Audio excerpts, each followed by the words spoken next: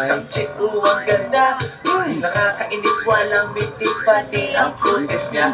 Mata niya ay kulay brown, mayroon siyang braces sa ngipin. Kamukha siya ni Rita Avila kung iisipin. Katawan niya'y 36, 24, 34. Sa paano paraan kaya Pag nakagawa ng mali ang isang tao sa'yo, alalahanin mo muna yung mabuting nagawa niya bago mo siya husgahan.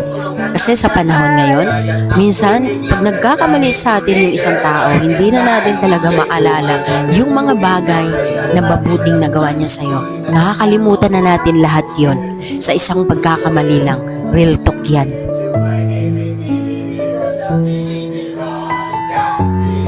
You know what? In love ako sa beauty niya. So pagkatapos ng isang linggo, wala kalain nyo, si Binibiro siya ay nakita ko sa disco. At ako ay nagulat sa aking nauna. Oh my God, ang kasama niya ay lima-limaan.